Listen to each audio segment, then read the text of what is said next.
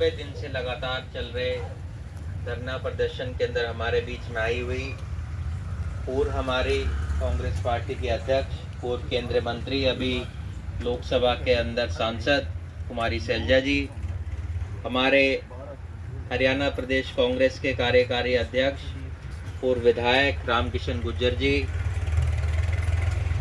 यहाँ पर हमारे संघर्ष समिति की जो पूरी समिति यहाँ पर मौजूद है।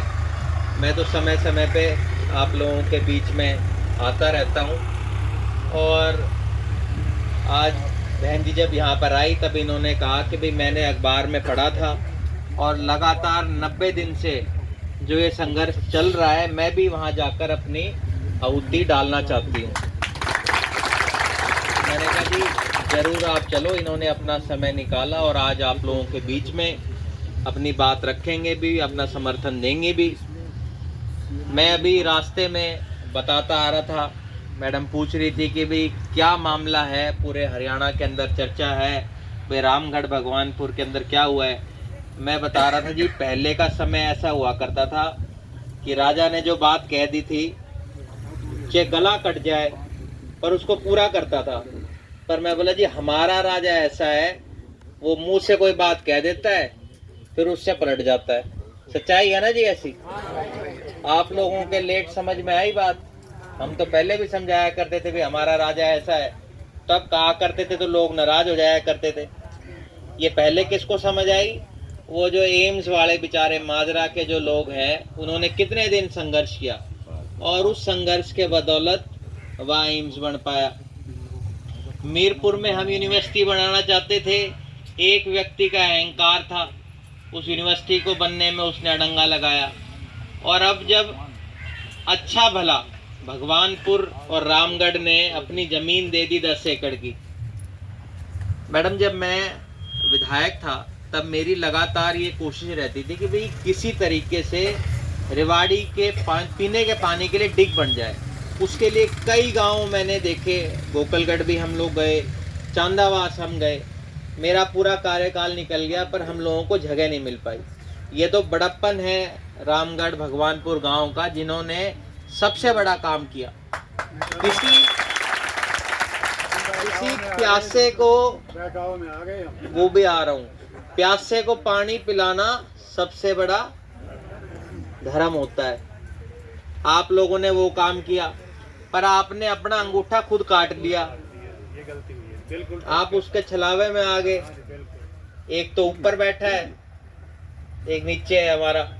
धोखे में आप लोगों ने अपनी जमीन उनको दे दी। तो मैं तो तब भी ये बात कही थी, मुख्यमंत्री जी से ही मिला था, मैंने तब भी उनको कहा था भाई आप अस्पताल चाहे आप कहीं बनाओ। पहली बात तो उनको वादा नहीं करना चाहिए था, जो उन्होंने कर दिया। पर राजा है जी, बड़े लोग वादा करके भूल जाते हैं। पर अगर आप अस्पताल कहीं और भी बनाते हो तो ये जो 10 एकड़ जमीन है जो धोखे से ली है, कम से कम ये वापस जरूर उनको करना। तो भाई मैंने तो लगातार आप लोगों की आवाज़ उठाई है।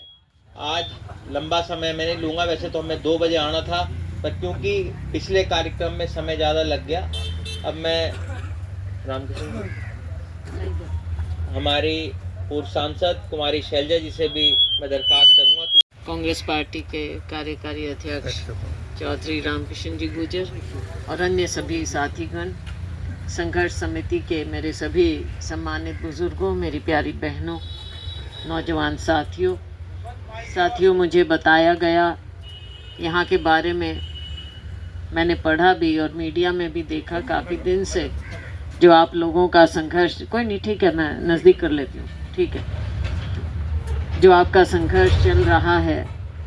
दुख की बात है कि आपके साथ वायदा भी हुआ और फिर वो वायदा पूरा भी नहीं हुआ और आज आप मजबूर हैं ऐसे बैठने को। अपना काम छोड़कर, गर्मी में कौन बैठना चाहता है। मेरी बहनें हैं, अपना सारा कामकाज घर परिवार का छोड़कर बैठी हैं। हमारे किसान भाई हैं, खेत में काम करने की बजाय हमारा अन्नदाता आज यहाँ बैठा है। हमारे नौजवान जो अपने काम में लगे, वो अपना काम छोड़कर इस संघर्ष में शामिल होते हैं। तो ये बहुत दुख की बात है। आपके साथ जो भी हुआ ऐसा होना नहीं चाहिए, कभी भी किसी को भी वादा खिलाफी नहीं करनी चाहिए। आप लोगों के साथ जो कहा गया, और मुझे आज के दिन आश्चर्य इस बात का होता है कि एक समस्या आ गई, तो इस समस्या का हल निकालने कोई क्यों नहीं आ रहा। अब सिर्फ ये कि आप उधर खड़े हो हम उधर खड़े हैं, ऐसा तो होना नहीं चाहिए। समस्या का तो हल निकालना होता है और उसकी जिम्मेवारी सरकार की ओर होती है। तो मैं तो यही कहूँगी कि आपकी मांग जो है, आपकी मांग को लेकर सरकार अपने कान खोले, अपनी आंखें खोले कि देखो कैसे लोग बैठे हैं, और आपके बीच में आए और कहीं ना कहीं ऐसी बात निकाले जिससे आप भी संतुष्ट हों और आपको ये ना लगे कि हमारे से कुछ छीन लिया गया है या हमें ठगा गया है। अपनी ज़मीन आपने दी है तो कोई गुनाह नहीं किया, तो आपके साथ ऐसे बर्ताव होना नहीं चाहिए। गुनाह नहीं है, आपने तो दरिया में नहीं दिखाई, ज़मीन नहीं है। आज के दिन ज़मीन कहाँ पहुँची हुई है? पंचायतों के पास ज़मीनें हैं भी, जो है उसका एक सदुपयोग होना चाहिए। अभी भाई किरण जी कह रहे थे आपने उनका काम किया, पानी के लिए भी ज़मीन दी, लेकिन उसकी एवज में जो आपको भी इंसाफ मिलना चाहिए था, अब आज तक उस इंसाफ से वंचित हो। तो इस आपकी आवाज़ में अपनी आवाज़ डालकर मैं और मेरे साथी यही कहेंगे कि सरकार जागे और इसका हल निकाले। ये लोकतंत्र का हिस्सा नहीं है कि लोग ऐसे बैठे रहें, लेकिन इस सरकार को हमने देखा है, किसान भी एक साल बैठे रहे। कितने किसान शहीद हुए, 700 से ज़्यादा। जब किसान आंदोलन हुआ, सरकार ने वायदा किया और उस वायदे पर भी नहीं टिके। ये भाजपा की फितरत है, किसानों के साथ धोखा किया, और अब आप लोगों को इस तरह मजबूर किया जा रहा है, तो बहुत दुख की बात है। हम आपका समर्थन करते हैं और हम सरकार को यही जल्दी इस समस्या का हल निकाले।